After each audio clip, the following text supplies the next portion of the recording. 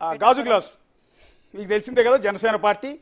ఈ జనసేన పార్టీ ఇదే గ్లాస్ సింబల్తో పోటీ చేసిన పవన్ కళ్యాణ్ పరిస్థితి ఏంటి? ఈ టీ గ్లాస్ మెరుస్తుందా అనేది వెరీ ఇంట్రెస్టింగ్. ఈసారి పిఠాపురం అనేది చాలా ప్రెస్టీజియస్ గా మారిపోయింది. పిఠాపురం వైపు అందరూ చూస్తున్నారు అన్న విధంగానే లీడింగ్ కూడా ఇప్పటివరకు నా కౌంటింగ్ బట్టి కూడా అలాగే కొనసాగుతోంది. సో ఈసారి గాజు గ్లాస్ ముందుకు వెళుతుంది అని ఆ జనసేన నాయకులు కావచ్చు, సేనలు కావచ్చు, అందరూ కూడా వెయిట్ చేస్తున్నారు ప్రస్తుతానికైతే. ఒకసారి పిఠాపురం వెళ్దాం. పిఠాపురం కౌంటింగ్కి సంబంధించి, ఎందుకంటే అందరి దృష్టి ఇప్పుడు పిఠాపురం మీద చాలా ఎక్కువగా ఉంది. ఎందుకంటే గత ఎన్నికల్లో 2 చోట్ల పోటీ చేశారు ఆయన, భీమవరం నుంచి గాజువాక నుంచి. 2 చోట్ల కూడా పవన్ కళ్యాణ్ ఓడిపోయారు. అంటే గాజు గ్లాసు ఆ 2 కాన్స్టిట్యున్సీలు ఇబ్బందుల్లో పడింది. నిజం చెప్పాలంటే గాజు గ్లాస్ పగిలిపోయిన గాజు గ్లాసుని మళ్ళీ పవన్ కళ్యాణ్ అతికిచ్చి దాన్ని మళ్ళీ తీసుకొచ్చి కార్యకర్తలకు నేనున్నానని భరోసా ఇచ్చి మళ్ళీ బరిలోకి దిగారు ఈసారి. అది కూడా గత ఎన్నికల్లో బీఎస్పీతో పొత్తు పెట్టుకుని జనసేన పార్టీ గ్లాస్ సింబల్ బరిలోకి దిగింది. బీఎస్పీకి సంబంధించిన ఏనుగు అండ్ గాజు గ్లాసు అండ్ సిపిఎం ఎర్ర జెండాలు కలిసి లాస్ట్ టైం ఎన్నికల బరిలో దిగితే కేవలం ఒకే ఒక్క స్థానంలో మాత్రమే రాజోల నుంచి గెలిచినట్టున్నారు. ఒకే ఒక్క స్థానం నుంచి గెలిచారు. సో పవన్ కళ్యాణ్ పోటీ చేసిన 2 చోట్ల ఓడిపోయారు. సో ఈసారి పవన్ కళ్యాణ్ పరిస్థితి ఏంటి? ఆ 2 నియోజకవర్గాలు కాకుండా ఈసారి పిఠాపురం నుంచి బరిలోకి దిగారు. సో ఆ పిఠాపురం మీద వైఎస్ఆర్ కాంగ్రెస్ పార్టీ అత్యధికంగా కాన్సన్ట్రేట్ చేసింది. సో ఫ్యాన్ గాలి ఖచ్చితంగా పిఠాపురంలో తిరగాలి అని సీఎం జగన్ స్వయంగా ఇంట్రెస్ట్ తీసుకుని అక్కడ ప్రచారానికి వెళ్ళారు. ఎంటైర్ క్యాంపెయిన్ అంతా లాస్ట్ బహిరంగ సభ పిఠాపురంలోనే పెట్టారు. అదే పిఠాపురంలో పవన్ కళ్యాణ్ ఓడించి నన్ను గెలిపించండి అని ఫ్యాన్ గుర్తు తరపు నుంచి పోటీ చేస్తున్న వంగా గీత కన్నీళ్లు పెట్టుకున్నారు. అంటే కొంగు పట్టుకుని అడిగారు, కొంగు పట్టుకుని అభ్యర్థించారు ఓటర్లందరూ నన్ను గెలిపించండి అని. సో అక్కడ ఫ్యాన్ తిరుగుతుందా, గ్లాస్ మెరుస్తుందా? ఫ్యాన్ తిరుగుతుందా, గ్లాసు మెరుస్తుందా అనేది వెరీ ఇంట్రెస్టింగ్గా ఉంది. పిఠాపురం కాన్స్టిట్యున్సీలో, పిఠాపురం కాన్స్టిట్యున్సీకి సంబంధించిన కౌంటింగ్ అంతా కాకినాడలో జరుగుతుంది. ఒక్కసారి కాకినాడ కౌంటింగ్ సెంటర్ దగ్గరికి వెళ్దాం. అక్కడ మా కొలీగ్ రాణా ఉన్నారు. రాణా,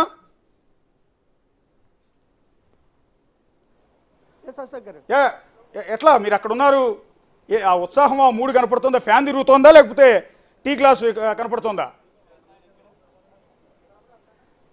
8 గంటలకి ఎప్పుడైతే పోస్టల్ బ్యాలెట్ బయటకు తీసుకొచ్చారో 8:15 వరకు కూడా పెద్దగా పిఠాపురం సంబంధించిన పోస్టల్ బ్యాలెట్లు ఓపెన్ చేయలేదు.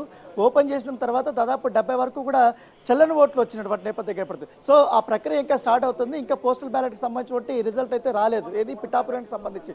కానీ ఈవీఎంకి సంబంధించిన మొదటి రౌండ్లో పవన్ కళ్యాణ్ ఇప్పటి వరకు 4500 వరకు కూడా లీడింగ్లో ఉన్నట్టుగా మనకు స్పష్టమైనటువంటి సంకేతాలు కనపడుతున్నాయి. వారు అఫీషియల్గా కూడా మనకు చెప్పినటువంటి పరిస్థితి కనపడుతుంది. ఈ నేపథ్యంలో గ్లాసు గలగలతో పాటు మిలమిలమిల మెరిసిపోతుందని చెప్పుకోవచ్చు. ఎందుకంటే దాదాపు ఒక 5 నిమిషాలకు ముందు వైసీపీ నుంచి పోటీ చేసిన వంగా గీత కూడా ఇట్లా వెళ్ళిన తర్వాత ఆమె కూడా చాలా డల్గా కూడా కనపడ్డారు. ఇంకా పోస్టల్ బ్యాలెట్లో కూడా ఖచ్చితంగా కూడా కూటమికి అభ్యర్థులకి చాలా ఎక్కువ స్పష్టమైనటువంటి ఆధిక్యత కనపడుతుంది. పైగా ఈ కాకినాడ జిల్లాలో ఉన్నటువంటి 7 అసెంబ్లీ నియోజకవర్గాల్లో కూడా కూటమి అభ్యర్థులు ఎక్కువగా ఉన్నారు. ఒక్క నియోజకవర్గంలో తునిలో మాత్రమే వైసీపీ కాస్త ముందంజలో ఉన్నట్టుగా మనకు సమాచారం అవుతుంది. సో అందరూ కూడా చాలా డీలాగా ఉన్నారు. ఇప్పుడు పోస్టల్ బ్యాలెట్ సంబంధించినటువంటి ఓట్లు కూడా యాడ్ అయితే మాత్రం ఈ మెజారిటీ అనేది ఇంకా పెరుగుతుంది అనేది కూడా మనకు స్పష్టంగా తెలుస్తున్నటువంటి నేపథ్యం. దాంతోపాటు ఈ జగ్గంపేట నియోజకవర్గంలో ఇప్పటి వరకు జ్యోతుల నెహ్రూ 3551 ఓట్లతో ఆయన లీడ్లో ఉన్నటువంటి నేపథ్యం ఏర్పడుతుంది. సో అందరి కళ్ళు ఈరోజు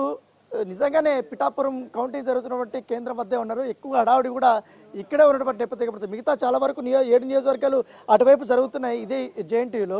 కాకపోతే ఎక్కువ హడావుడి మాత్రం ఇక్కడే కనపడుతుంది. ఎవరు వచ్చినా కూడా ఎక్కువ ఆధిక్యత మీదే వారు మాట్లాడుతున్నటువంటి నేపథ్యం ఏర్పడుతుంది. దాంతోపాటు ఈ కాకినాడకి సంబంధించిన ఎంపీ దీంట్లో కూడా తంగిళ్ళ శ్రీనివాస్, ఇప్పుడు ఉదయ్ శ్రీనివాస్ తను కూడా ముందంజలో ఉన్నట్టుగా మనకు సమాచారం అవుతుంది. సెకండ్ రౌండ్లో ఎప్పుడైతే తాజాగా వచ్చినటువంటి లేటెస్ట్ అప్డేట్ ప్రకారం సెకండ్ రౌండ్లో ఇప్పుడు జనసేన అధినేత పవన్ కళ్యాణ్ 8500 మెజారిటీలో ఉన్నట్టుగా మనకు తాజాగా చెప్పినటువంటి నేపథ్యం. కాబట్టి దాంతోపాటు రాజమండ్రిలో ఆదిరెడ్డి వాసు ఆధిక్యంలో ఉన్నాడు. తర్వాత ఎలాగో గోరంట బుచ్చ చౌదరి మొదటి రౌండ్ కూడా ఆయన ఆధిక్యతను ప్రదర్శిస్తున్న నేపథ్యం అయితే కనపడుతుంది. ఇప్పుడైతే రెండో రౌండ్కి వచ్చి ఎంపీ కాకినాడ ఎంపీ దీనికి వచ్చి తంగిళ్ళ ఉదయ్ శ్రీనివాస్ 3400 లీడ్లో ఉన్నట్టుగా మనకు ఇక్కడ కనపడుతుంది. దాంతోపాటు జగ్గంపేట నుంచి టీడీపీ నుంచి జ్యోతుల నెహ్రూ వచ్చి ఆయన కూడా భారీ మెజారిటీతో లీడ్లో ఉన్నట్టుగా మనకు ఇక్కడ స్పష్టంగా కూడా కనపడుతుంది. అంటే ప్రతి ఒక్క రౌండ్కి మినిమం 2000 నుంచి 3000 ఆధిక్యత అనేది వాళ్ళు చాలా స్పష్టంగా కూడా ప్రదర్శిస్తున్నారు కూటమికి సంబంధించిన వారందరూ. సో మొదటి నుంచి కూడా కూటమికి సంబంధించినటువంటి 7 నియోజకవర్గాల్లో కూడా ఎక్కువగా ఈ అభ్యర్థులే వారు ముందులో ఉన్నారు. ముఖ్యంగా పోస్టల్ బ్యాలెట్ కొన్ని నియోజకవర్గాల్లో వచ్చాయి ఇప్పటి వరకు, జగంపేట కానీ తర్వాత ఇంకా పెద్దాపురం కానీ ఇవన్నీ కూడా వస్తున్నాయి. వాటిల్లో కూడా ఎక్కువగా కూటమికి సంబంధించినటువంటి అభ్యర్థులే ముందు కనపడుతున్నారు. అయితే వైసీపీకి సంబంధించిన అభ్యర్థులు మాత్రం ఇక్కడే కౌంటింగ్ సెంటర్ దగ్గర ఉన్నారు. కాకపోతే మనం పోస్టల్ని అలాగే ఫస్ట్ రౌండ్ సెకండ్ రౌండ్ని పెద్దగా పట్టించుకోవాల్సిన అవసరం లేదు. 6వ రౌండ్ నుంచి అసలైన మజా స్టార్ట్ అవుతుంది, ఫ్యాన్ గిరా గిరా తిరుగుతుంది అనేసి కూడా వాళ్ళు చెప్తున్నారు కౌంటింగ్ దగ్గర. ఎందుకంటే అటువైపు ఉన్నటువంటి ఆపోజిట్ పార్టీ కూటమికి సంబంధించిన వాళ్ళు, జనసేన పార్టీకి సంబంధించిన ఏజెంట్లు కూడా ఉన్నారు. వాళ్ళ ముందు ఇవన్నీ వారు చెప్తున్నప్పుడు చాలా ఆసక్తికరమైనటువంటి పరిణామాలని చెప్పుకోవచ్చు, ఎందుకంటే వారి ఫేస్ ఫీలింగ్స్ చూస్తుంటే. రానా, ఇప్పుడు పిఠాపురానికి సంబంధించి ఇప్పటి వరకు పవన్ కళ్యాణ్ లీడ్లో ఉన్నారంటున్నారు. కాకినాడ ఎంపీ అభ్యర్థి కూడా జనసేన అభ్యర్థి లీడ్లో ఉన్నారని చెప్తున్నారు. ఇదంతా పోస్టల్ బ్యాలెట్ రిజల్టా, ఫస్ట్ రౌండ్ ఈవీఎం రిజల్టా? క్లారిటీ కావాలి. లేదు, ఇవంతా ఈవీఎం సంబంధించిన రిజల్ట్. పోస్టల్ బ్యాలెట్ ఇంకా కొంచెం ఆలస్యం అవుతుంది, ఇంకా కౌంటింగ్ జరుగుతూనే ఉంది అది. ఎందుకంటే చాలా ఆలస్యంగా కూడా దాంట్లో చెల్లని ఓట్లు కూడా ఎక్కువగా ఉండడం రామంలో మొత్తం అన్ని రౌండ్స్ కూడా చెక్ చేసుకున్న తర్వాత వాళ్ళు ప్రకటిస్తామని చెప్పారు. ఎస్ సార్, ప్రస్తుతం అక్కడ ఎవరు వచ్చారు? పవన్ కళ్యాణ్ కౌంటింగ్ కేంద్రానికి ఏమైనా హాజరయ్యారా? ఎందుకంటే ఎమ్మెల్యే అభ్యర్థి కాబట్టి ఆయన తరపున ఎవరైనా హాజరయ్యారా? లేదు, పవన్ కళ్యాణ్ తరపున వాళ్ళు ఏజెంట్లు కొంతమంది వచ్చారు. ఇక్కడ కాకినాడకు సంబంధించి పిఠాపురంలో చాలా కీలకంగా పనిచేసినటువంటి ఎవరైతే వైజాగ్ చెందినటువంటి సందీప్ కూడా వచ్చాడు. ఇక్కడ పంచకర్ల సందీప్, తనే మొత్తం తను చూస్తున్నాడు పిఠాపురంకి సంబంధించి.